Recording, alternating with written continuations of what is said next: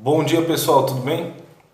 Um vídeo diferente hoje para o canal, que geralmente os vídeos aqui são só de poemas ou trechos de literatura ficcional ou de filosofia. E hoje eu quero comentar um assunto que eu acho que é importante. Dois assuntos, na verdade. Quais são esses assuntos, né? Em primeiro lugar, algumas críticas que eu vi nos últimos anos aí ao filósofo Louis Lavelle, pelo fato dele usar de uma linguagem poética nos seus textos de filosofia. E ele explicou o motivo dele fazer isso aqui nesse livro que é o Ciência Estética Metafísica. Ao final do vídeo eu vou ler o trecho onde ele fala isso e fazer alguns comentários em cima. E o segundo ponto é que eu também tenho ouvido críticas aí de diversas pessoas, né? Não compensa por hora citar ninguém específico. Se amanhã depois eu for fazer alguma reação a alguém, aí sim a pessoa ele vai estar citada, né? Por hora basta falar genericamente assim mesmo e me ater ao tema que é o mais importante. Que no caso o Olavo está errado, né? Muitas pessoas criticando aquela noção dele de que há uma unidade no conhecimento, de modo que é imprescindível o conhecimento do discurso poético para a prática dos demais discursos humanos / filosóficos. O Olavo fala disso em vários momentos, né? Ele fala disso no COF, ele fala disso até nos posts dele de Facebook, nas aulas, e também mas principalmente onde isso está concentrado é no livro Aristóteles em Nova Perspectiva. O Olavo entende então que o conhecimento, o discurso poético é uma espécie de raiz do conhecimento. Ou seja, você não tem um fruto sem ter a raiz. E ele crê que isso estava implícito na própria obra aristotélica. Agora eu vou falar o que ele respondia a algumas pessoas que criticavam essa tese dele, né? Tem um vídeo dele onde ele fala especificamente sobre isso. Fala, como o pessoal se habituou só a lidar com o texto, eles veem lá a definição do Aristóteles para imaginação e fantasia, no livro De Anima, né, da alma, e param por ali. Só que o problema é que você tem que olhar o conjunto da obra dele e também imaginar o que ele precisaria saber para ter dito o que ele disse. Então, para o Olavo, a investigação filosófica não consiste somente em se ater aos textos. Se ater aos textos é uma parte imprescindível, sem dúvida, mas não é a única. E ele fala que esse hábito está um pouco perdido. Ele tem muitas justificativas para isso, né? No livro A Filosofia e Seu Inverso, por exemplo, ele diz que aquele que inaugura a filosofia, que é o Sócrates, ele não escrevia, né? Realmente com razão. Mas o Sócrates tinha uma personalidade muito forte, né, e robusta. E aquilo que ele defendia, teoricamente, vamos dizer assim, escorria no próprio sangue dele, nos ossos dele. Por isso que ele morreu pela filosofia, morreu pelo que acreditava, né? Acho que não tem prova maior da concretude do pensamento socrático do que isso. E também o Olavo tem uma consciência de uma coisa que é até óbvia, que é assim, sempre fica algo por dizer. Poucos escritores, seja de filosofia, de ficção, esgotam tudo sobre um tema ou tudo que queriam dizer. Isso é muito raro.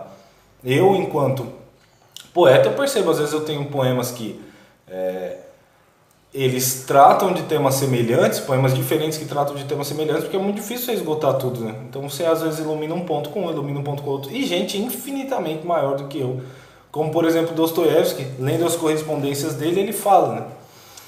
Você percebe que sempre antes dele lançar um romance, ele tem a impressão de que aquilo ali vai ser a grande obra, que ele vai conseguir resumir tudo ali naquele livro, etc. E aí quando o livro sai, fica um certo gosto de amargor na boca, porque ele vê que faltou isso, faltou aquilo.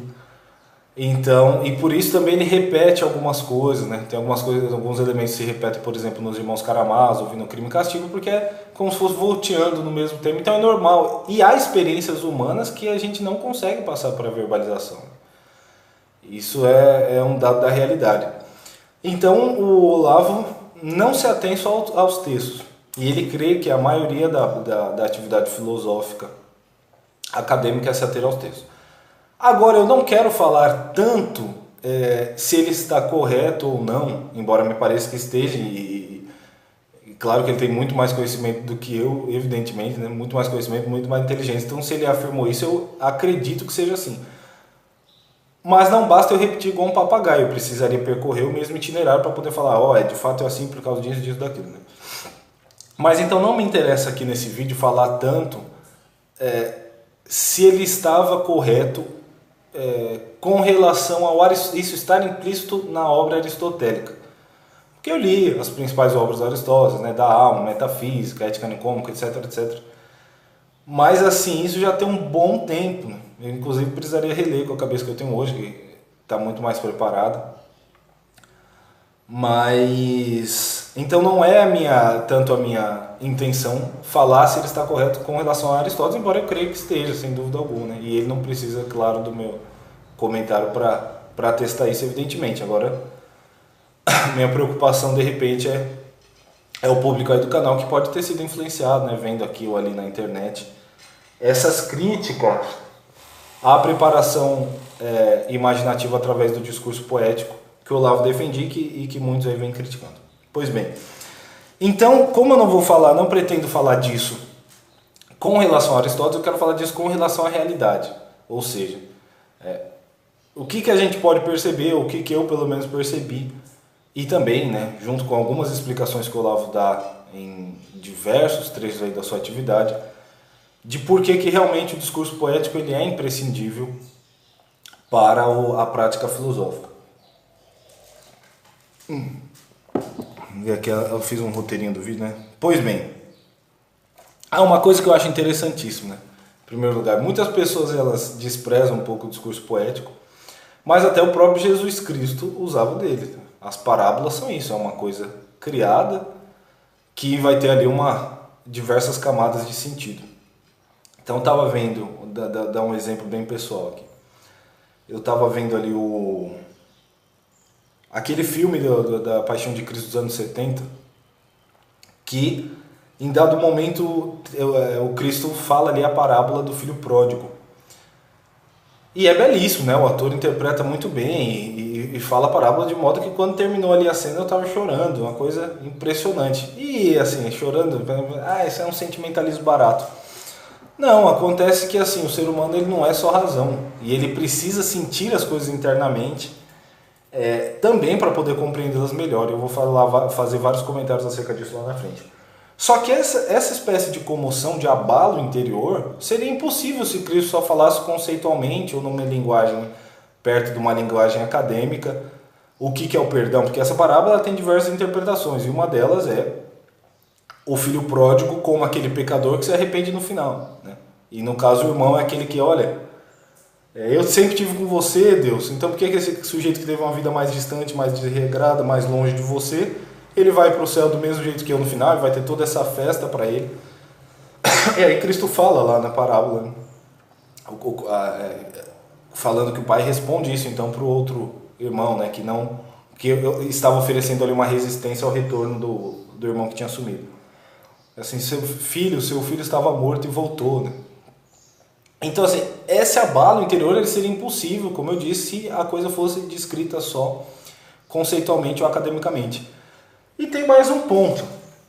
A Bíblia se vale, além do próprio Jesus Cristo, que é a verdade, né? Se a filosofia busca de verdade, a verdade encarnada usava desse discurso,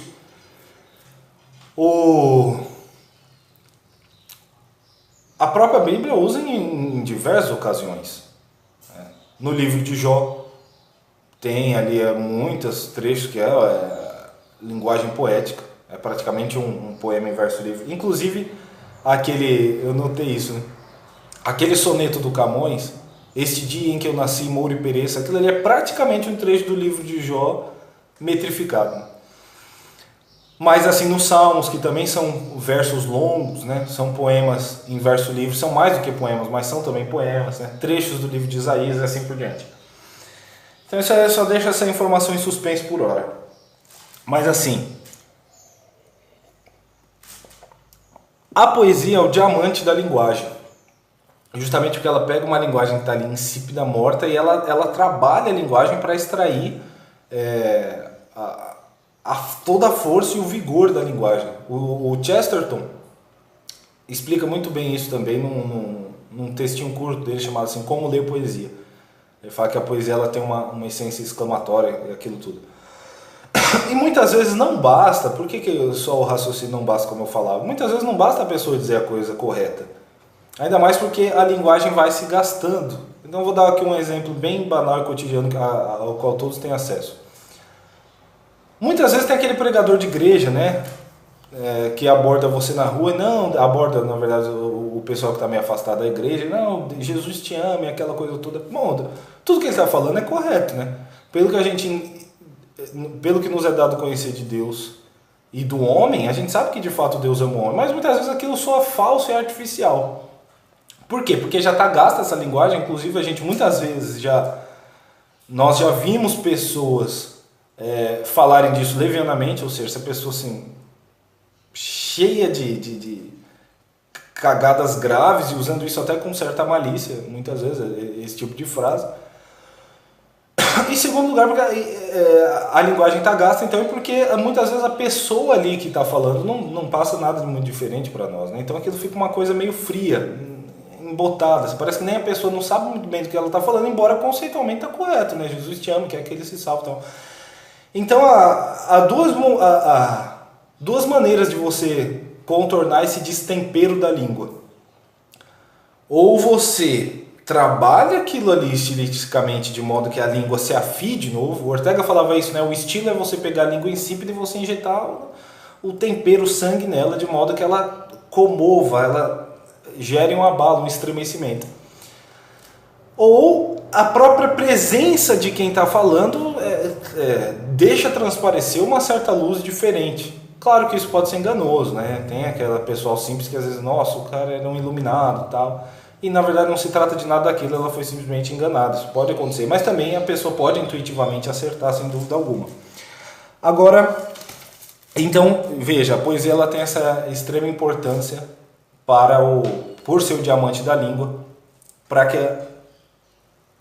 o sujeito entenda melhor a linguagem e faça o melhor uso dela, sem dúvida. Mas tem outro sentido também. Embora eu falei que não ia falar muito, entrar no aspecto específico de Aristóteles, tem uma coisa que eu acho que a gente pode observar. Tanto Aristóteles como Platão, em alguns momentos da obra deles, eles dão a entender que algumas coisas da filosofia não convêm muito aos jovens, certo? O Aristóteles fala que a filosofia política não é muito para o jovem, né? O Platão fala isso na República, e realmente eu creio que é muito mais fácil. Podem ter as exceções de uma pessoa nova praticar a filosofia muito bem, pode, mas serão as exceções. O Olavo falava isso também e eu concordo com ele, e tem algum respaldo aí em Platão e Aristóteles. Eu mesmo aqui não pretendo praticar a filosofia assim formalmente, né? Estou fazendo alguns comentários aí, quem está ouvindo vê se faz sentido ou não, se pode ter alguma contribuição para o tema ou não, este vídeo aqui. Mas qual que era então a justificativa que Aristóteles e Platão davam em alguns momentos para isso? É que o jovem ele ainda não adquiriu a prudência, né? Ele muitas vezes não triunfou sobre os seus instintos, os instintos ainda estão muito aflorados ali nele. Então ele é imprudente, não triunfou sobre os seus instintos, e até a própria motivação dele nas discussões filosóficas muitas vezes é mesquinha. Porque a motivação dele é vencer, né? Está preocupado muitas vezes com a satisfação egóica e assim por diante. Então a gente percebe, peraí, a maturidade então ela é importante para a prática filosófica, certo? A gente pode entender isso, até porque acho que deve ter um consenso mais ou menos universal de que o homem, para ele conhecer a verdade, ele precisa se tornar verdadeiro, ele precisa ter uma sinceridade interior. Isso se perdeu um pouco, mas é a verdade. O sujeito ele precisa ser virtuoso, ele precisa triunfar em algum nível, pelo menos aos seus instintos mais baixos, para ele se limpar interiormente para poder contemplar e receber a verdade. Até o Olavo no Jardim das Aflições ele pega uma citação de Hegel que é assim: a autoconsciência é a terra natal da verdade. Então o sujeito que não se conhece muito bem não sabe de nada, né? E o Sócrates também falava muito da questão baseado lá na inscrição do oráculo de Delfos, né, do conhece a ti mesmo. Pois bem, Se a maturidade é importante, então, para a atividade filosófica, aí é que entra muitas vezes a literatura poética, porque ela é uma espécie de injeção de maturidade no indivíduo, justamente através da preparação imaginativa dele. Ela é um triunfo sobre o tempo. Por que ela é um triunfo sobre o tempo? Um homem, vamos dizer aí, que vive em média 70 anos, o sujeito ele só vai ter a vida dele com aquelas experiências restritas dele. Por ricas que sejam, é uma vida. Quando você lê um romance, o romance, por exemplo, ele tem essa coisa fantástica, que você consegue acompanhar um personagem através de diversas etapas da vida dele, você vê uma espécie de unidade na vida, você vê uma relação muito, às vezes, muito clara entre causa e efeito, que na vida das pessoas normal, muitas vezes se perde.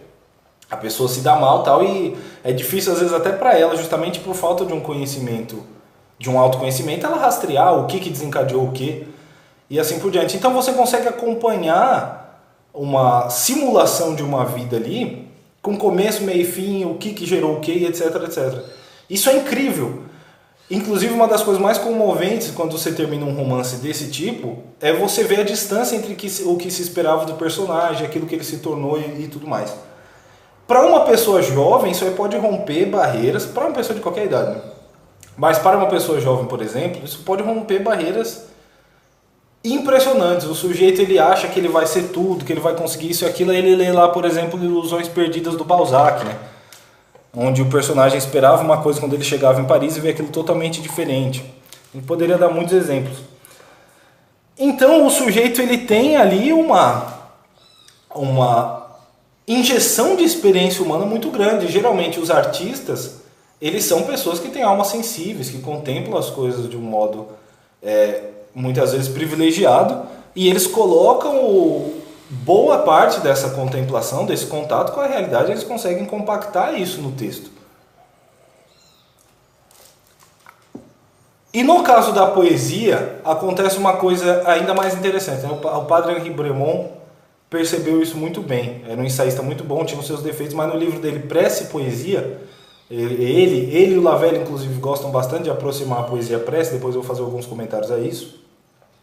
Mas ele percebeu o seguinte: o milagre do poeta é que ele consegue despertar em outra pessoa um estado interior muito semelhante ao dele. Então o poeta ele tem uma impressão profunda. Uma das definições de poesia ela é insuficiente, mas ela também assim, serve em alguma medida. É a de a poesia ser a expressão de impressões. Então o poeta ele tem uma impressão profunda, ele consegue colocar aquilo ali no texto e outra pessoa que vai ler aquilo, ela vai ter vai poder participar e ter aquela mesma impressão profundíssima. Então você percebe como é um triunfo sobre o tempo, porque de certo modo são várias vidas entrando em um mesmo homem. Então eu vou dar um exemplo agora que me vem à cabeça. Eu ainda não escrevi um poema sobre isso, mas eu pretendo. Certa vez eu estava passeando com um cachorro meu na rua e naquela compartimento, aquela parte ali de muitas casas onde fica o registro de luz, aquilo era protegido por um portão vazado, né? E eu estava ali andando com o cachorro entrou por um desses vazamentos do portão que tinha ali. Para o cachorro passar dava, não era um cachorro tão grande, era um cachorro de porte médio. E dentro tinha uma caixa de papelão com um gatinho filhote, um gatinho bonitinho demais, uma coisa. E o gatinho se mexeu ali assustado, o cachorro abocanhou ele. E eu puxava o cachorro pela coleira. Quando eu puxava, ele batia na grade do portão, não conseguia tirá-lo, né? E assim, o cachorro destroçou lá o gatinho, saiu fezes pelo ânus do gatinho, aquela coisa horrível. Então ali eu tive uma experiência profundíssima da fragilidade dos seres orgânicos, né? De como de repente tem vida, não tem mais, certo? Aquilo ali me deu uma compreensão da morte, da nossa fragilidade dos nossos corpos, como a luz pode estar num ser, um sopro de vida pode estar num ser e de repente se esvair, ele fica lânguido ali. De um jeito incrível, eu pretendo, ainda não consegui fazer um poema sobre isso, mas eu pretendo. E ali eu entendi muito mais sobre a morte, a fragilidade do nosso corpo, como eu disse, do que se eu lisse várias definições de morte ou lê-se várias definições de morte, ou definições não só de dicionário, mas dos filósofos mesmo sobre a morte, etc. Se eu conseguir fazer um poema sobre isso, satisfatório, a pessoa vai participar internamente daquilo que eu contemplei ali naquele momento. Então isso é de um valor enorme. E o que o Olavo fala, que ele me parece com muita razão, é que é o seguinte: quando o sujeito ele se põe a discutir os grandes temas da filosofia, e entre eles a gente tem aí, por exemplo, amor, morte, né, Deus, beleza, etc, etc, sem ter uma imaginação preparada e sem ter uma certa carga de experiência, que essa carga de experiência ela é infinitamente ampliada pela literatura de ficção, ele está meio que trabalhando com esqueletos, com avatares, com coisas ocas e vazias. Até um psicopata poderia falar coisas, decorar ou aprender o que os grandes pensadores aí falaram sobre amor, por exemplo. Ele não tem amor nenhum. Então o sujeito ele precisa experimentar a experiência do amor, para que aquilo que ele fala tenha substância, ele sabe do que está falando. Porque, para o Olavo, a prática filosófica não é só a parte textual, mas a personalidade, como eu já falei aqui, preparada e madura, né? Ele fala que o filósofo tem que ser o Spoldaios.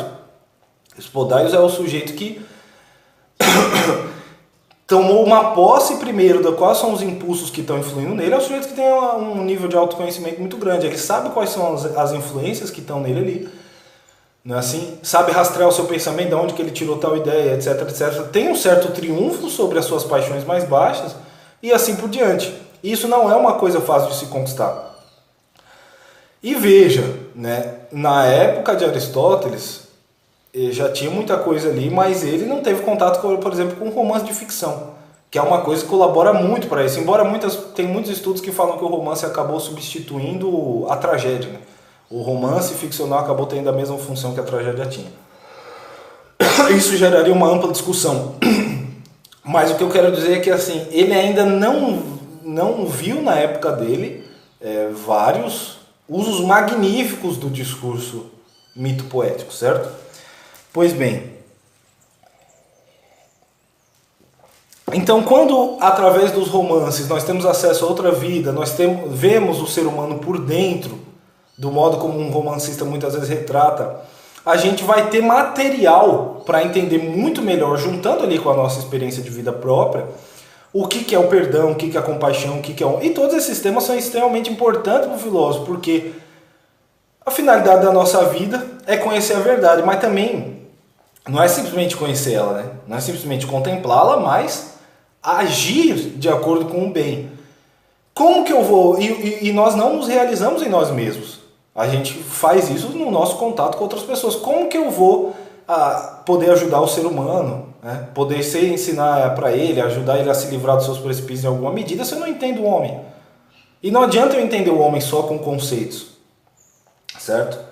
Eu preciso, primeiro, ter um contato também emotivo com aquilo que é o homem e ampliar a minha experiência de várias situações particulares onde a natureza humana ali está muito bem delineada, vamos dizer assim, né?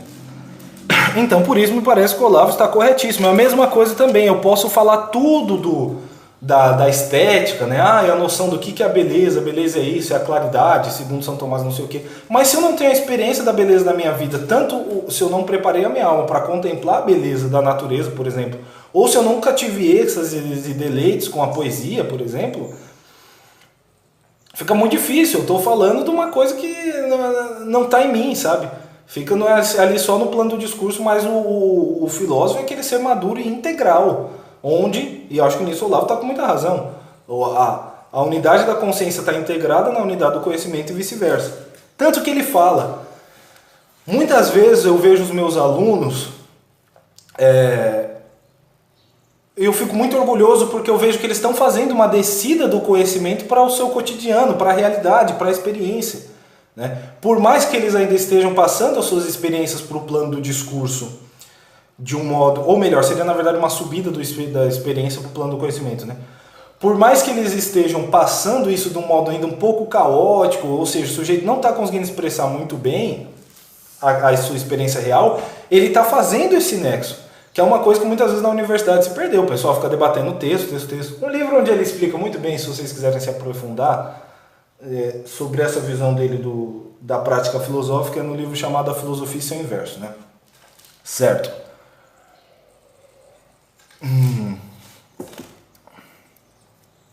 Ah, sim. Aqui outro ponto interessantíssimo que eu acho, né? O próprio Sócrates, veja, por mais que às vezes falem assim, né? Tem alguns trechos da República que dá a entender que é como se Platão tivesse uma certa restrição aos poetas. Só que esse assunto é muito obscuro, muito complicado, porque Sócrates está no diálogo Fédon, antes de morrer, ele escreve justamente o quê? Um poema. Ele diz que está escrevendo um poema, né? Eu não lembro agora se ele ia escrever o poema ou se ele já tinha escrito. Isso aí realmente me falha, né? E ele fala ali também, salvo engano, nesse diálogo, que ele tem várias tragédias na cabeça e fábulas, né? Acho que são várias fábulas de Esopo, ele tem decorada. Então, assim, o inaugurador da filosofia, ele tinha uma posse da tradição literária até então, certo? E muita gente acha que a poesia é uma atividade frívola, mas o cara, prestes a morrer, porque ele já tinha sido condenado à morte nessa ocasião, ele queria justamente, ele falou que o Daimon, né, apareceu lá para ele e disse que ele tinha que escrever um poema. Então o cara muita gente acha que a poesia é uma coisa frívola. O cara que inaugurou a filosofia, para algumas pessoas os pré-socráticos já eram filósofos, é um debate tanto, mas é inegável que Sócrates dá um salto ali na prática filosófica, né? E ele achava que era extremamente importante antes da morte, se você soubesse, você que está vendo o vídeo, que você ia morrer daqui a 24 horas, você ia fazer o quê? As coisas mais cruciais, né? Ou daqui a uma semana, você ia começar a colocar tudo em ordem, falar com a sua... De repente falar para sua mãe o que você queria falar para não sei quem. Então, E o Sócrates estava, então, preocupado em escrever um poema, porque o Daimon falou isso para ele, você vai ter que escrever um poema. Infelizmente, acho que não tem esse poema em lugar nenhum, mas ele escreveu. Então, você veja que coisa interessante. Outra coisa que eu me lembro agora, e que é verdade, voltando para o negócio da experiência, era para eu ter falado isso antes, né? Meu pai uma vez falou isso para mim. Ele diz assim, olha Pedro, sempre que você não sabe de onde que é uma citação, você fala assim, um provérbio chinês. Então ele falou, tem um provérbio chinês que assim, o homem jovem ainda não tem uma sombra. E o que é esse não ter uma sombra? Para ele as coisas ele ainda pode ser muita coisa. À medida que a gente avança no tempo, né, o nosso campo de possibilidades vai se reduzindo. Cada vez o sujeito vai podendo ser menos e menos e menos coisas. Tudo bem, porque no campo efetivo do que foi atualizado, ele pode ter realizado coisas grandiosas, de modo que aí ele encontra uma satisfação existencial. Só um minuto, cachorro. Então, né? Continuando. Então ele ainda pode ser muita coisa, o homem jovem, ele ainda não tem o peso, muitas vezes, de ter perdido parentes próximos, perdido vó, mãe, algum grande amigo. Então, a compreensão da realidade dele, a tendência é que seja muito precária. Tem gente que já perde desde cedo, mas assim, é a exceção, né? A tendência é que isso aconteça quando a pessoa é mais velha. Então, um sujeito com 40 anos, a chance dele já ter perdido pai, mãe, vó, amigo, é muito maior, dele já ter visto pessoas que ele conhecia morrendo, etc, etc. E falta uma experiência, falta substância ali para o homem jovem muitas vezes. E a filosofia não vai... A literatura poética, e aqui a gente pode pensar em poesia e os romances de ficção, claro, e a tragédia grega, tudo isso, ela não vai, claro, suprir a falta da passagem real do tempo, mas ela vai inserir muita experiência humana compactada e expressa com a linguagem no modo mais puro, geralmente, do modo muito eficaz, né? De um modo que o sujeito pode absorver uma carga de experiência enorme. E quando você termina um grande romance, você sempre fala assim, poxa, o sujeito lê lá O Fio da Navalha, do Morgan, né? Lê o Sparking Brook, do Charles Morgan, que ele termina, o cara fica com aquilo ali passa a fazer parte da vida dele dali diante, é uma tremenda experiência de vida, né? E no qual muitas experiências de outras pessoas estava compacta. Aí vai dizer assim, tá, mas se a maturidade ela é então imprescindível para o homem contemplar a verdade, etc., e é imprescindível por consequência para o filósofo, qualquer homem maduro, ele é um filósofo? Não. Porque, de certo modo, também ele precisa participar do debate, igual o Olavo falou, né? Unidade do conhecimento na unidade da consciência, a unidade da consciência depois na unidade do conhecimento também. Então, existem pessoas que são sábias, olha, aquele cara é sábio, ele sabe agir, ele tem um controle sobre si, etc., que não propriamente é um filósofo, porque ele não participou desse debate, né? Agora, o filósofo, a minha hierarquia de seres humanos é assim, né? Os santos, ou pessoas que não são propriamente santos, mas participam da santidade num nível muito alto, depois os filósofos e os poetas, os grandes artistas, etc., né? E um filósofo é um sujeito em plenitude, né? É um sujeito pleno, é o que se espera dele, porque se ele está se propondo a saber o que é o homem, o que é a verdade, o que é isso, o que é aquilo, o que é o tempo, não sei o quê, que ele seja um sujeito pleno. E essa expansão imaginativa é muito necessária. E nos nossos tempos ela é ainda mais necessária, porque em outras épocas o próprio inconsciente coletivo, esse cachorraiado latino se atrapalha pra caramba, né? Eu acho que mesmo assim o vídeo vai ficar relativamente interessante.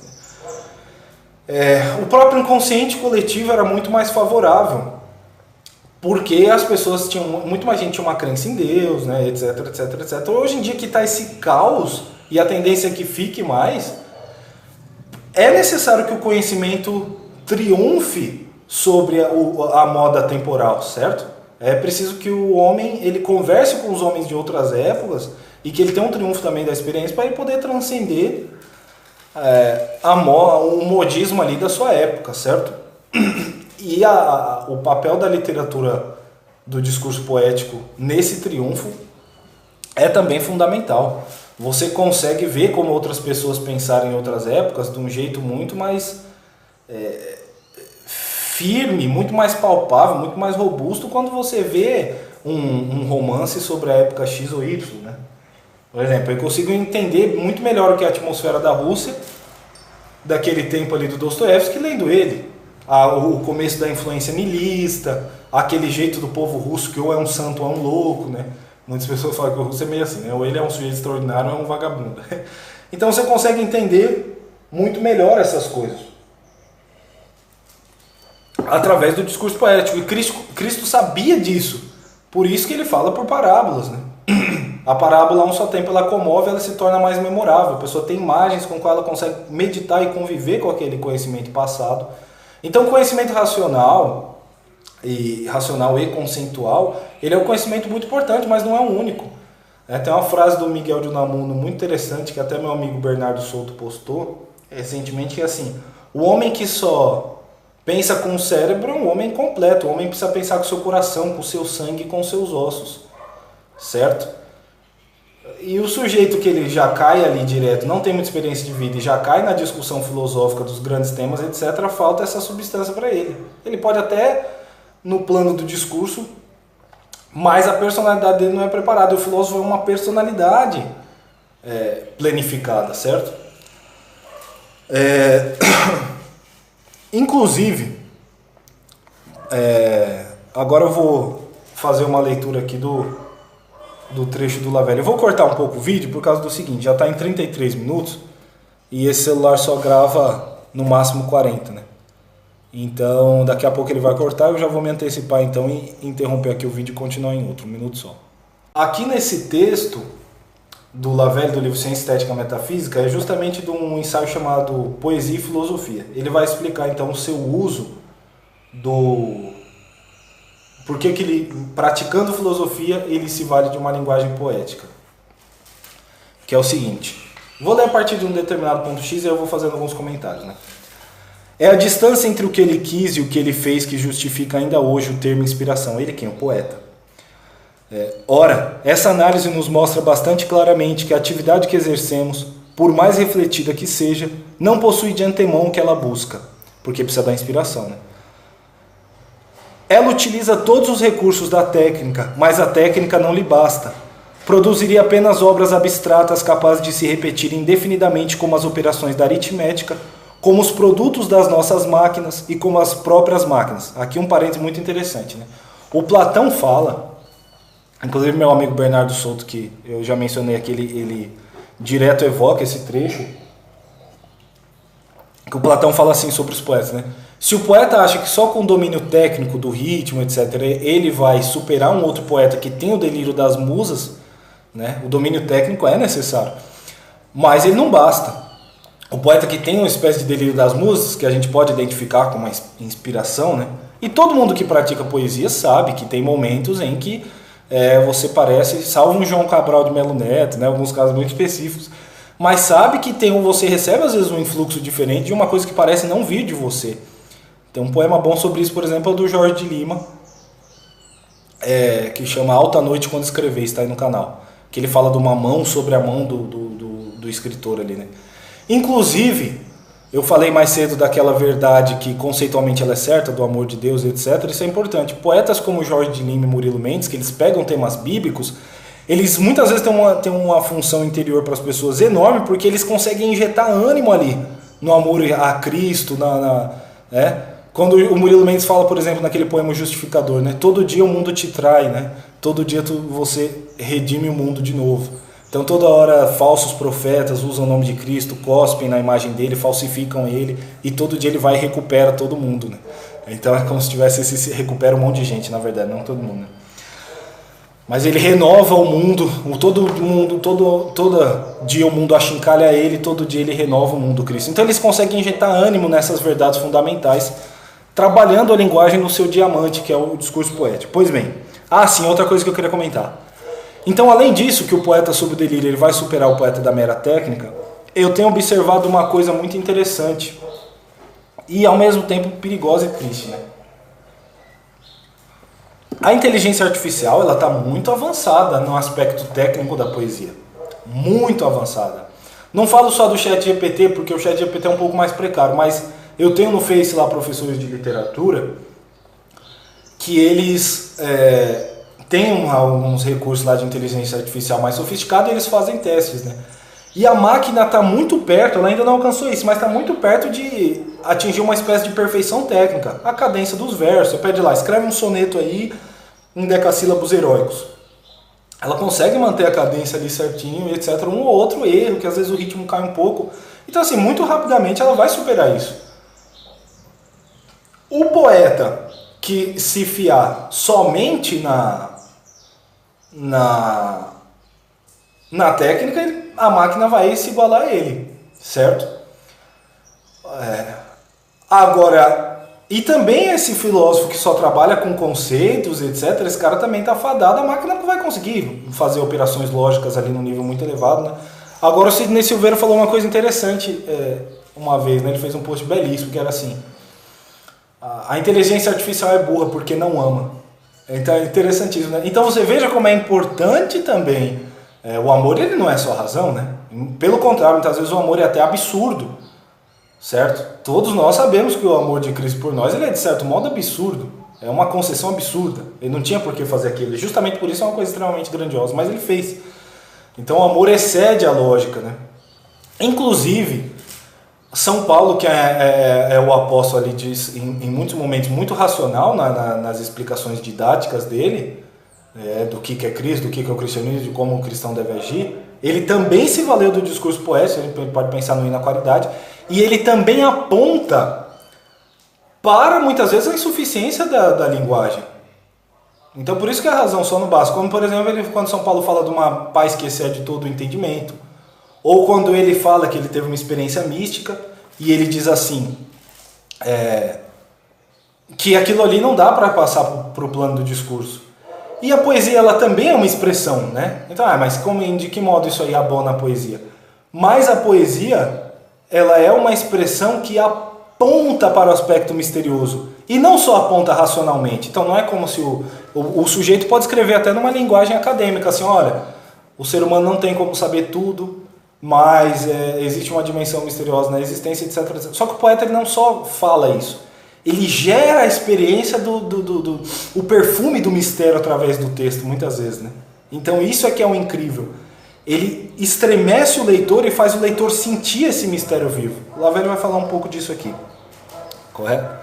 Infelizmente, muito cachorro latindo, muito barulho na rua, né? Mas tentar na edição melhorar um pouco aí. Pois bem. Tá.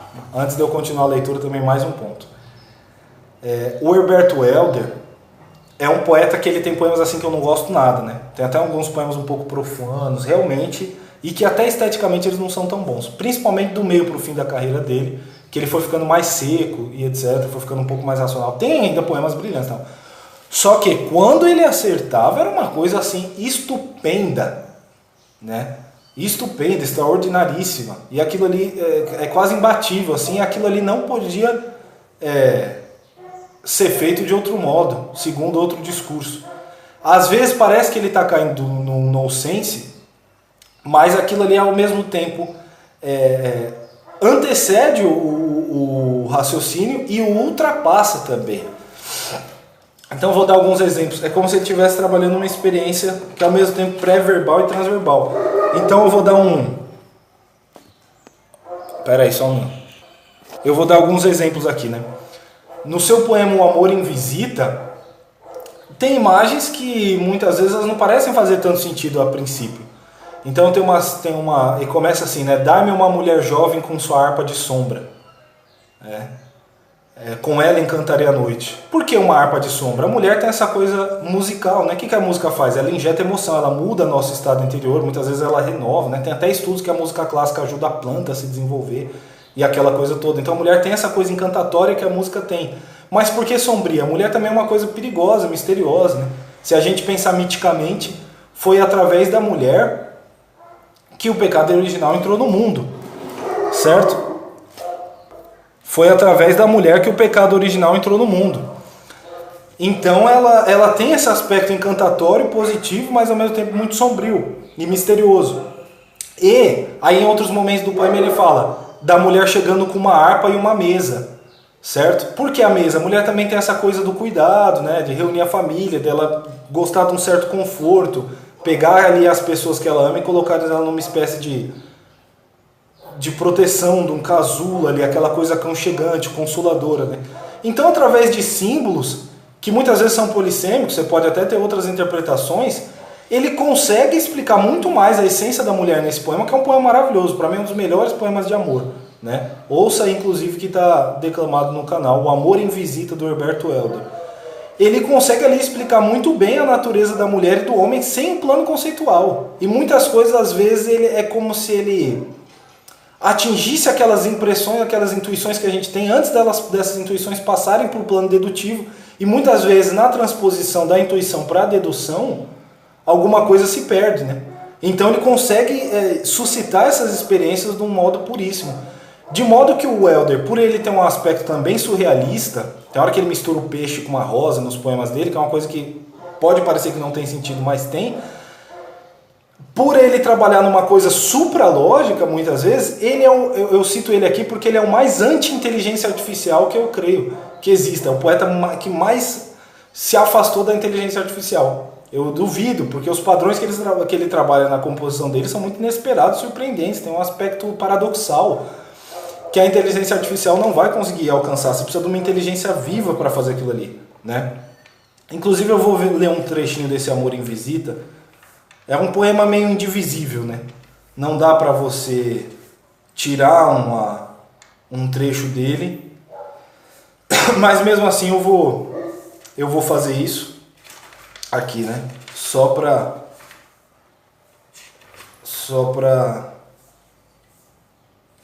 vocês terem uma ideia. E assim, eu juro para você, dá até uma vergonha de ficar nesse falatório aqui, quando você vê que o sujeito consegue atingir o diamante da linguagem desse jeito aqui tão profundo, né?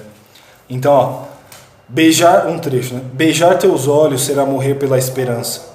Ver no aro de fogo de uma entrega tua carne de vinho roçada pelo Espírito de Deus. Carne de vinho, olha que explicação maravilhosa, que nenhum conceito poderia...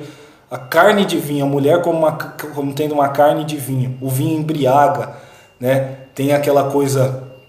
aquele cheiro que o vinho é como se fosse uma espécie de bebida espiritual, tanto que Cristo o usa na transubstanciação, né? Será criar-te para a luz dos meus pulsos instantes, do meu perpétuo instante. Eu devo rasgar a minha face para que a tua face se encha de um minuto sobrenatural. Devo murmurar cada coisa do mundo, até que sejas o incêndio da minha voz. É que esse poema é um poema longo, ele explica muito do que é o homem, do que é o amor, do que é o homem com a mulher. E esse final lembra de um trecho do Chesterton, né? que quando Chesterton pediu a esposa dele em casamento, conta-se que ele deixou as velas lá e ele fala que uma vela simbolizava o seguinte, né? Ele estava agradecendo porque ele procurou amar tudo no mundo como uma remota preparação para amá-la.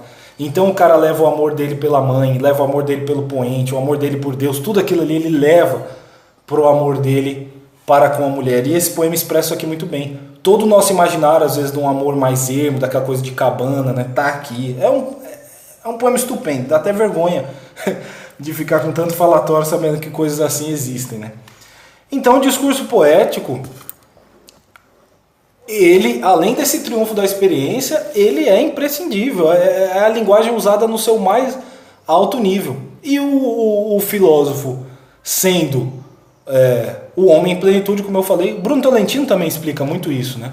Vocês podem ter um trecho aqui que chama da linguagem poética, né? Do enigma ao mistério. Esses trechos que eu estou citando, essas coisas todas, eu vou deixar no link dos comentários, né? Mas o Bruno Tolentino fala... A linguagem poética ela é o máximo da expressão. Se você vai tentar o máximo, você vai ter que se valer da linguagem poética.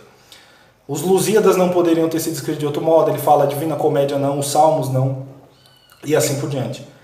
Certo? E agora, passando para o meu plano... sim, tem que terminar o texto, né? O cara se empolga. Depois eu vou continuar... Vou falar de uma experiência minha com relação ao discurso poético, mas eu tenho que continuar aqui o trecho do Lavelle. Então o Lavelle vai explicar, retomando, né? Por que ele se vale do discurso poético, certo? Então ele fala, né? Ela utiliza todos os recursos da técnica, mas a técnica não basta, produziria apenas obras abstratas capazes de se repetir indefinidamente, como as operações da aritmética, como as próprias máquinas, tá bom? A atividade do espírito ultrapassa os conceitos, penetra no segredo do real e busca com ele uma espécie de cumplicidade. Postula entre o real e ela uma aliança misteriosa. Certamente ela começa por querer dominá-lo e reduzi-lo à sua lei. Então você pega o real e reduz a lei da técnica, do manejo da língua, né? Mas isso não a contenta. E assim, aqui como ele está falando de atividade do espírito, até extrapola um pouco o poeta, né? Embora no poeta isso esteja muito bem simbolizado. Embora seja essa fase na qual o cientista aceita permanecer. Então ele aceita permanecer numa espécie de domínio técnico da realidade, né? A atividade do espírito só experimenta uma verdadeira satisfação se o real lhe responde e se ela entende a resposta. Então o prazer que sente é de fato o prazer que ela se deu por seu puro exercício, mas que vai além desse exercício. É um prazer que fizemos tudo para merecer, mas que devemos pedir que nos seja concedido. Então o cara se prepara tecnicamente ou se prepara para ter essa posse técnica da realidade, mas precisa ser concedido porque ele está falando do elemento da inspiração, que é um elemento exterior ao poeta, né, no caso. E, de certo modo, ao filósofo também, ao menos nas pessoas que praticam a filosofia tal como Lavelle.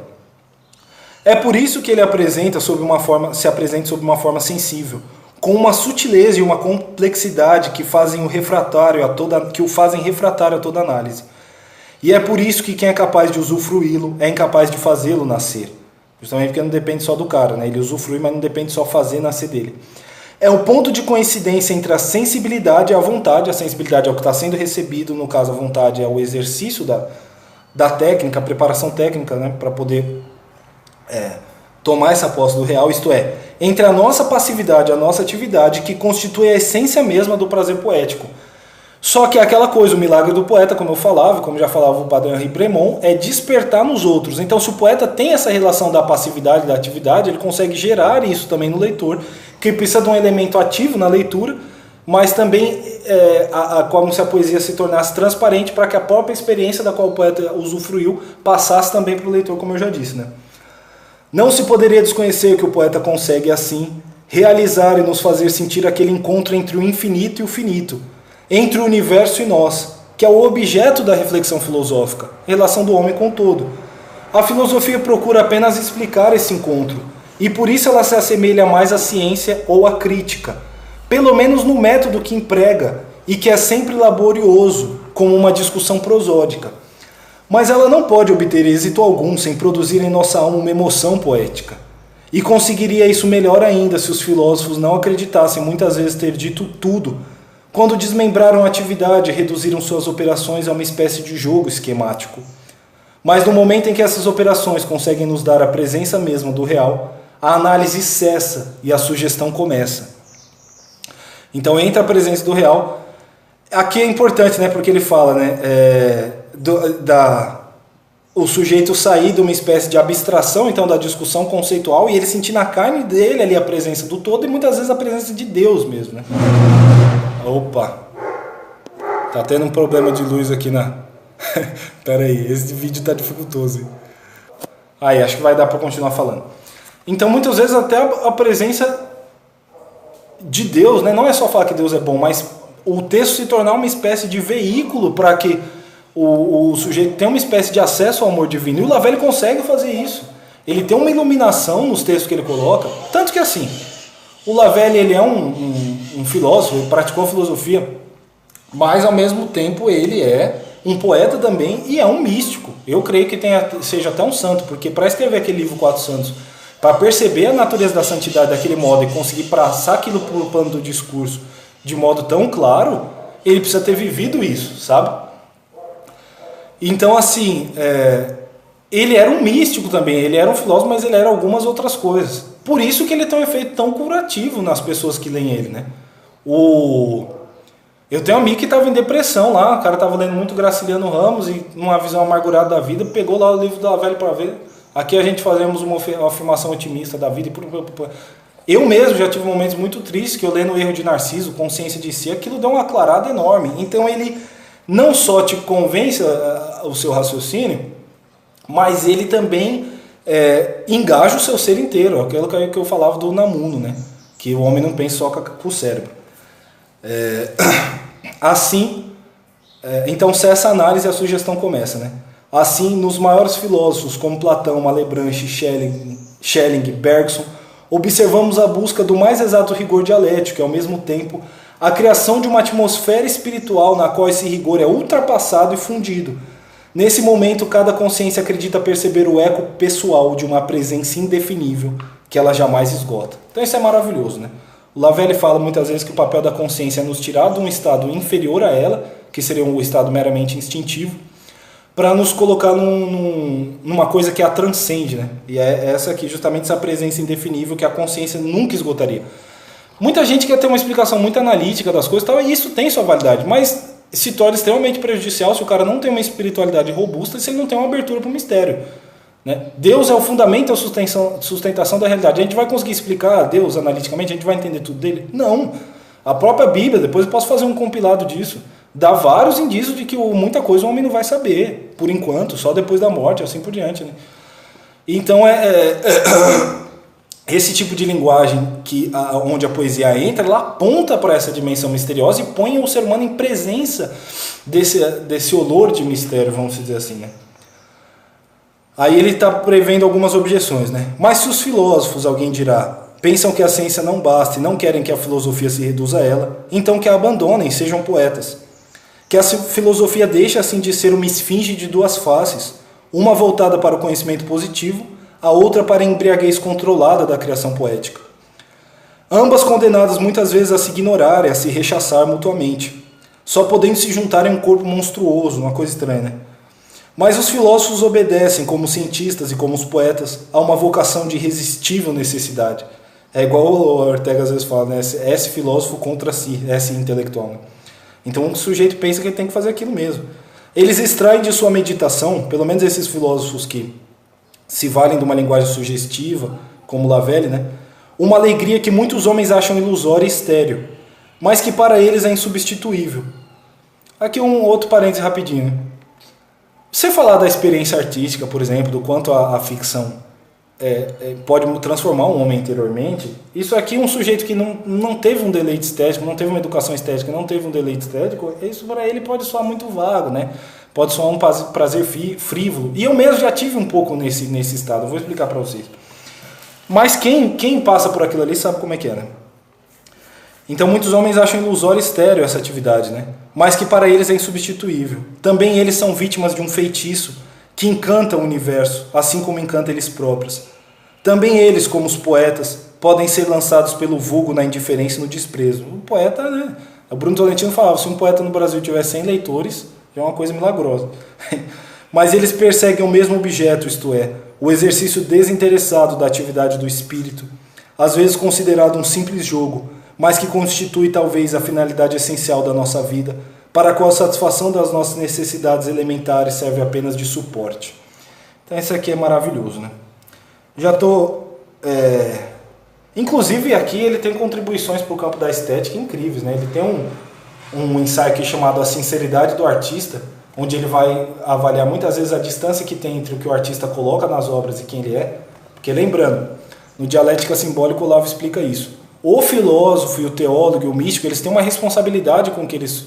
da teoria, né? O eu dele tem que estar em harmonia com aquilo ali, a vida dele.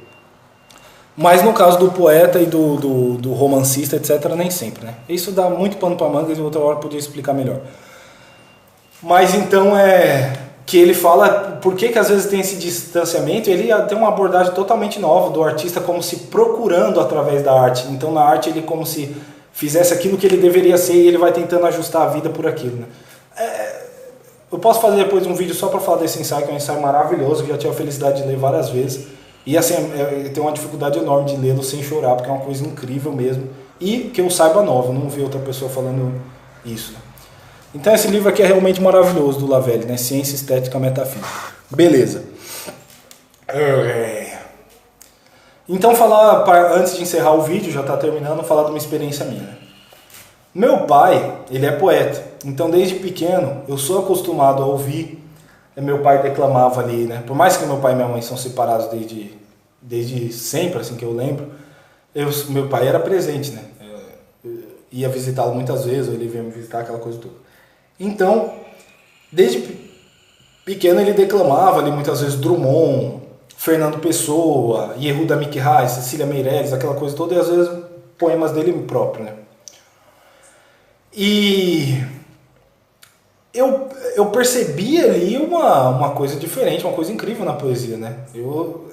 Era uma espécie de êxtase. Mas, começando a estudar filosofia, eu achava que era uma espécie de deleite frio. Lá, tá, né? A gente sente uma coisa diferente, tá? Mas, pois bem. E aí, eventualmente, eu escrevi um poema. Mas aí era só quando acontecia um evento que, por exemplo, uma vez que eu estava no carnaval lá em São Paulo, na verdade não estava no carnaval, que eu não... acho que deu dos 15 anos pra frente eu já não gostava disso não. Mas assim, eu tinha ido trabalhar, e eu trabalhava ali na Faria Lima, na época eu morava em São Paulo, agora eu moro em Dourados, né? E eu precisava para voltar para casa, passar pelo Largo da Batata, pela própria Faria Lima ali, onde o carnaval tava pegando fogo, né? E aí menina vomitando, droga, uns roubando o boné do outro, e eu tive uma impressão apocalíptica daquele, uma coisa horrível mesmo, né? Aí eu entrei numa van para ir embora para casa, o pessoal com a caixa de som ouvindo funk dentro da van e o cobrador achando o máximo. Eu falei assim, caralho, tive a impressão de uma coisa realmente apocalíptica e espiritualmente muito pesada. E aí eu fui escrever um poema sobre isso, mas então eu escrevia poema quando uma coisa me impressionava muito e de modo muito esparso, né? E um poema assim, né? Muito precário também, por falta de conhecimento da poesia mesmo. Mas aí certa vez eu tive uma experiência muito luminosa, que nem compensa eu falar aqui, realmente, né? O Lavelli toca nisso em alguns textos dele, ele aponta para um tipo de experiência que eu acho que é a mesma experiência que eu tive e tal. Mas a linguagem é insuficiente nisso, né? E depois eu fui coletando textos que pareciam falar de uma mesma experiência, então assim, não vou me demorar aqui a falar dessa experiência, porque vai ser um pouco inútil. Nem tudo a gente vai conseguir passar pelo plano do discurso mesmo. Mas...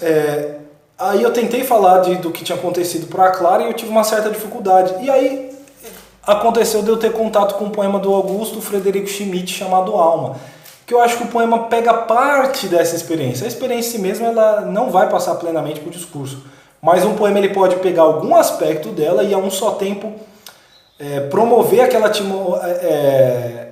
parte daquela sensação, daquela emoção que a experiência despertava, né? E esse poema Alma do Augusto Frederico Schmidt, de um modo precário, mas faz de um jeito que a prosa não poderia. Um dos aspectos ali que coincidem entre a experiência e o poema é quando o Augusto Schmidt fala assim: sou o que fui, sou o que serei. Então ele percebe uma espécie de identidade entre a criança, por exemplo, e quem ele vai ser quando morrer. É como se todos os momentos da vida tivessem compactos e o seu destino já tivesse resolvido. Isso a gente pode experimentar isso interiormente em alguns momentos da vida. E eu vi que aquilo ali, eu falei, pô, isso aqui na prosa não seria possível, né? Gerar pelo menos um aroma daquela experiência que era tão profunda, a prosa não conseguiria, né? E o poema consegue.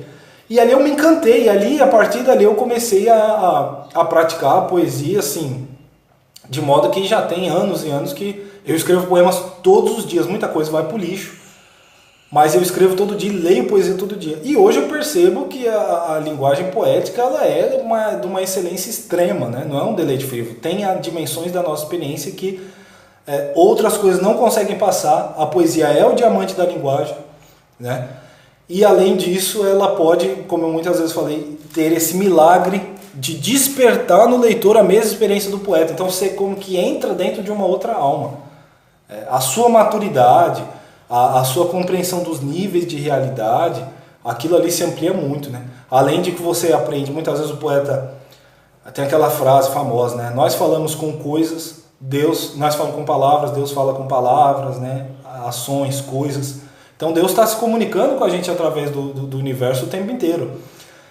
E o poeta muitas vezes ele é o tradutor dessa linguagem indireta e não verbal, né? Muitas vezes ele entende a essência de um pássaro, o que um pássaro passando no céu quis dizer, ou uma possível interpretação daquilo. Então, de certo modo, ele é um tradutor de um discurso divino, certo? Tem aquele poema famoso do Baudelaire, que é meu amigo Bernardo Souto, que eu falei aqui, já mencionei ele várias vezes, ele lembra, né? Que a poesia é aquela linguagem do inefável, né? Da voz a flor e as coisas sem voz, né? Da expressão é um poema maravilhoso do Baudelaire que eu também já postei aqui no canal. Então é isso, pessoal. Vou tentar fazer uma espécie de resumo aqui rapidinho, né? Se em Aristóteles de fato isso estava implícito, isso aí vai me dar um pouco de trabalho, eu vou ver se compensa ou não mexer com isso. Mas de fato me parece, sendo o filósofo um homem maduro e um homem que contempla a verdade, ele tem que ser um homem perto da plenitude. E a nossa experiência é muito reduzida. Nós precisamos compreender os outros seres humanos, nós precisamos compreender o que é o amor, o perdão, a falha, o fracasso e tudo isso, o medo, o pavor da morte, etc, etc. Então, nós vamos ter algumas experiências na nossa vida e a gente acaba expandindo muito a experiência humana à medida que a gente... E de um modo muito privilegiado na literatura mito-poética, né? Então, o homem ele precisa que a personalidade dele se prepare, ele precisa ser alguém apto, filósofo, a alcançar a verdade e a também entender o homem e muitas vezes ajudá-lo, né? Porque nosso destino, como eu já disse, não se efetiva em nós mesmos, né? Nós precisamos, já dizia o velho Victor Frankl, a realização do homem é fora dele. Então o discurso poético ele é imprescindível por esse alargamento da maturidade da experiência humana que o sujeito vai ter. Ele não vai trabalhar só com as coisas vazias e ocas, com os conceitos vazios e ocos, mas quando ele falar do amor, aquilo tem um peso. Eu sempre penso nisso, né? Assim, aquela frase do rei Salomão, né? É tudo vaidade. Bom, eu sei o que é vaidade, sei o que é tudo, né? Mas a cada ano que passa essa frase tem um peso maior, porque eu vejo várias manifestações na vida real e também na literatura, onde os seres humanos são movidos simplesmente por justificarem seus rostinhos bonitos. Então aquilo vai ganhando um peso, um eco enorme, aquela sombra do provérbio que meu pai falou chinês lá, aquela coisa toda, né? Então por isso, além de que o filósofo vai aprender a se expressar em excelência, já que a poesia é o diamante da língua. E o Lavelle, porque ele realmente quer comover, ele quer gerar um estremecimento no leitor, porque isso vai fazer o leitor mudar. A beleza, muitas vezes, ela é a ponte entre o que a gente sabe e o que a gente é. Tem aquela frase do Platão, né? Verdade sabida é verdade obedecida. Quantas verdades a gente sabe e nós não conseguimos agir de acordo com elas? Por a beleza, ela comove você, ela abala a secura do seu eu, então ela consegue fazer essa ponte. É como aquele soneto do Rio, que né, o Olavo até já comentou isso, do torso arcaico de Apolo, onde aquela obra de arte ela é tão perfeita, diz que é desmedida como uma estrela, né? Ponto não há que não te mire. Então onde você for, a estrela vai estar olhando para você, é como se tivesse uma coisa muito bela te encarando, e isso força você a melhorar, certo? Aí termina assim o poema, né? Na tradução do Bandeira, do Manuel Bandeira, o grande Manuel Bandeira. Força é mudares de vida. Então a beleza ela tem esse poder incrível de quebrar a secura do eu, fazer ele sair da mera abstração e colocar ele nessa presença do todo, É o que o poeta muitas vezes faz, e é o que o Lavelle busca fazer e consegue fazer com seus textos, né? Ele tem textos que ao mesmo tempo são textos filosóficos, místicos e poéticos, que são de uma força incrível e de um poder de transformar o homem impressionantes, né? Só que o sujeito que quer tudo muito explicadinho, só quer trabalhar com conceito, só quer linguagem analítica e tal, ele vai perder muita coisa, vai ser pior para ele, né? Mas tá bem. Então esse tipo de filosofia que se expressa poeticamente também ela é extremamente válida, justamente por apontar que nem tudo é um sistema fechado, que a gente não vai ter uma compreensão integral de nada, né? Tem aquela frase de Tomás, nem sobre uma mosca a gente não vai esgotar, e assim por diante. Então é isso, pessoal, fica muita coisa por dizer, o vídeo é muito espontâneo, vocês podem ver que eu só cortei mesmo quando o cachorro latiu, então às vezes também isso pode gerar uma certa imprecisão em um termo ou outro, mas creio que tem ficado satisfatório, né? E aí posteriormente eu posso fazer mais, vou fazer um vídeo assim sobre o ensaio do Lavelle que eu disse, e aí eventualmente eu pretendo fazer mais vídeos assim falando, tá bom? Mas espero que vocês tenham gostado aí. Um grande abraço, hein? Valeu! Sim, pessoal, foi bom, eu tô sem energia elétrica em casa, isso fez com que eu demorasse mais para postar o vídeo, né? E teve um aspecto providencial muito bom. Porque ficou uma coisa muito importante a ser dita. Eu não pretendo, evidentemente, esgotar o assunto, né, falando por 1 hora, é um assunto de complexidade extrema. Então eu sei que vai ficar muita coisa por dizer mesmo. Agora tem mais 2 coisas que eu acho que são cruciais que eu deveria ter falado, e aí foi bom que eu me lembrei delas. Em parte do vídeo, vocês vão notar que eu falei assim, a própria Bíblia usa do recurso poético várias vezes. Isso é uma informação imprecisa, porque de certo modo, maior parte da Bíblia é justamente no discurso mito-poético. Então vou explicar. Quando o Olavo está falando de discurso poético, ele está falando de discurso mito-poético, certo? Ele deixa isso claro em vários trechos da obra dele, das coisas que ele falava, das palestras, das aulas, etc. Então assim, lá eu estava falando de um sentido que é a poesia direta. A gente falar de poesia é criação, né? Poiesis, vem de criação. Então assim, eu falar de poesia num sentido mais direto. Cristo, quando ele conta uma parábola, ele está fazendo uma espécie de criação imaginativa, correto? No trecho que eu falei, por exemplo, do texto de Jó, ou do trecho de Isaías, ou do hino à caridade, são trechos que são usados um elemento estético, ali, elementos estéticos como imagens, elas são muito bem trabalhados. O ritmo, nos Salmos, por exemplo, o modo como o ritmo é construído, né? Os versos, eles são interruptos, não é aquela linguagem fluida da prosa, que até no Dialética Simbólica o Olavo fala que a prosa é como se fosse a linguagem terrena, no sentido de um rio correndo, e a linguagem poética é uma chuva, algo que vem do céu, né? Guarda esse vem do céu, que isso é importante. Então os trechos que eu mencionei, ou é porque eles são uma criação imaginativa, ou pelo próprio aspecto formal dos textos, como no caso dos Salmos, ou por causa dos elementos estéticos, a linguagem, no caso conotativa, predominando sobre a linguagem denotativa. Só que em outro sentido mais amplo, como, por exemplo, quando se conta uma história estilizada, isso por si só também pode entrar no discurso poético de um jeito mais amplo, como que é, por exemplo, o caso do Evangelho de São João. Está contando ali os eventos da vida de Cristo, mas com uma linguagem mais trabalhada esteticamente. Você vê aquele começo que para aquela coisa de misterioso.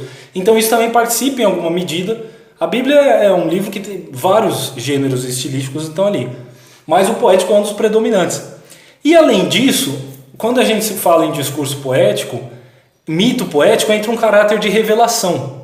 Lembrando que mito não propriamente é uma fantasia. A melhor definição de mito que eu vi até hoje é a explicação primordial de algo. Isso pode ser fantasioso ou pode não ser. No caso de Homero entra muito elemento fantasioso, mas ele explica várias coisas da natureza humana. Então existem explicações primordiais da natureza humana ali. Em toda a tragédia grega, quando a gente vai pensar, por exemplo, assim, no mito de Prometeu. Prometeu rouba lá o fogo dos céus para distribuir entre os homens. Existe um certo perigo, por exemplo, no gnosticismo, que quer dominar plenamente. Uma coisa é você ter contato com essas forças misteriosas que estão além do homem. Outra é você não ter um aceitamento passivo delas, você não somente aceitar participar, mas você querer domá-las plenamente. Que é até em certo sentido o que Adão e Eva fez, né? Na interpretação do Olavo, que me parece fazer muito sentido, eles queriam ter uma posse queriam conhecer o bem e o mal no sentido que Deus conhecia, não passivamente, mas determinando o bem e o mal. Pois bem, então o mito é a explicação primordial de algo. E o cristianismo, Cristo, ele é o mito por excelência, ele é o maior mito, ele é o mito fundador da nossa civilização, de certo sentido, né? Isso é muito correto de se dizer. E na poesia entra um elemento de revelação, por isso que muitas vezes os grandes poetas, eles são associados aos profetas. Homero teve um aspecto de revelação sobrenatural ali para ele poder escrever do modo como escreveu. Não era simplesmente um cara criativo.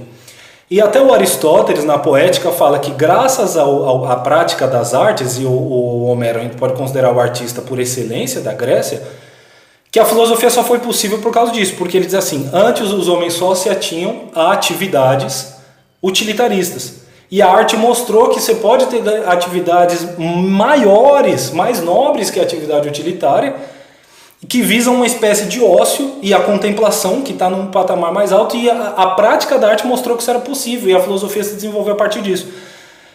Sendo Homero o artista por excelência, é um salto muito grande no modo como o ser humano faz as coisas, de modo que a gente pode realmente se perguntar, será que teria Sócrates, teria Platão, teria Aristóteles se não fosse Homero?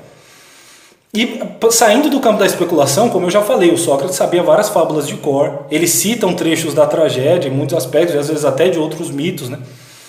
Nos diálogos socráticos a gente vê isso, então tem tudo isso. Então, até uma pergunta que eu já vi algumas pessoas fazerem no sentido assim, o Olavo fala que o discurso mito-poético ele é a ponte entre a verdade e o discurso, mas ele mesmo é um discurso, então isso não soa contraditório? Como é que aquilo que é a ponte entre o discurso e a verdade pode ser ela mesma ao mesmo tempo um discurso? Mas é que a gente pode argumentar por vários ângulos, mas um ângulo é isso, na poesia existe um caráter de revelação, na grande poesia, e até na poesia lírica também tem isso, que é enorme. Vou dar um exemplo, Bruno Tolentino fala que aquele poema dele, O Cristo não é um belo mistério da história da fé, é um poema metrificado, o poema veio pronto na cabeça dele.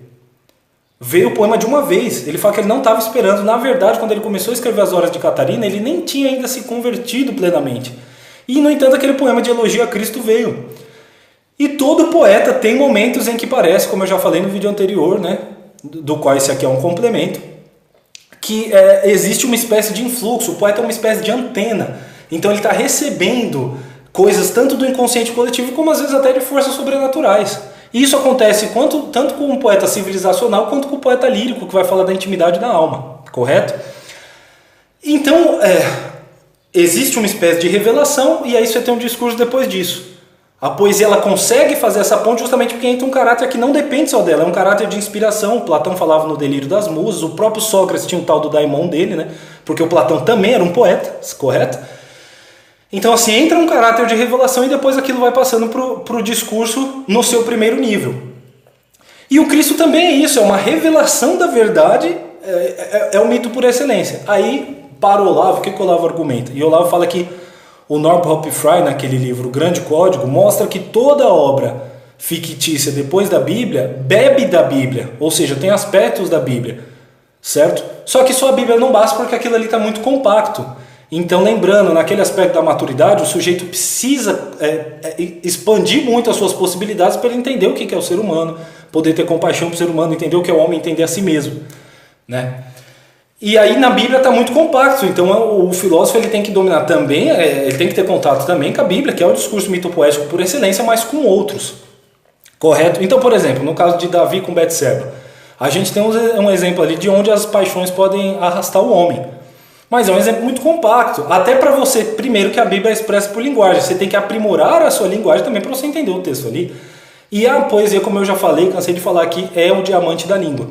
Então, em sujeitos como Homero, assim como em Moisés, embora claro que Moisés está no nível muito mais alto, mas existe o caráter profético em ambos. Por isso que a poesia consegue fazer essa ponte, o discurso mito-poético. Em segundo lugar, Adão e Eva, Gênesis, em muito sentido poesia, até que tem muita discussão, até que ponto é literal, até que ponto é simbólico aquilo ali, mas é um mito fundador. Então, para você chegar na filosofia, tem que passar por o discurso mito-poético por essas várias razões. E outra coisa, quando a gente vai para os casos concretos, a gente vê que os grandes filósofos beberam do discurso mito-poético. Aristóteles, que prezava tanto Homero, etc. Sócrates, que tinha lido, fica nítido que ele leu, além de que o próprio Platão se expressava pela linguagem mito-poética. Eric Wagner lia lá as obras de Shakespeare completas todo ano. São Tomás de Aquino, eu não conheço a parte poética do São Tomás, a parte filosófica eu conheço um pouco. Na parte poética tem gente que fala que ele é o maior poeta latino da Idade Média. Ou seja, além dele conhecer Virgílio, etc., e citar, ele mesmo teve uma prática ativa da poesia, correto? Então, assim, além do que o contato com o mito por excelência, que é a Bíblia, os filósofos cristãos posteriores todos tiveram. Então, quando a gente, Heidegger fala que tirou a sua filosofia das elegias do Duino do Hilke, então quando a gente vai para o concreto, a gente vê que os grandes filósofos beberam disso, né? Eu falei do Lavelle, que eu considero um filósofo extraordinário dentro daquele seu estilo de filosofia poética. Ele cita no 400, ele canta, cita Dante, etc, etc, etc. Então a Bíblia, em grande parte, ela faz parte do discurso mitopoético, né? Aí existe a poesia mais diretamente, que é no sentido mais rigoroso, e no outro mais amplo, né? Ela participa nos dois, tá certo? Era esse o complemento. Fica ainda muita coisa por dizer, mas por hora é isso. Valeu, hein?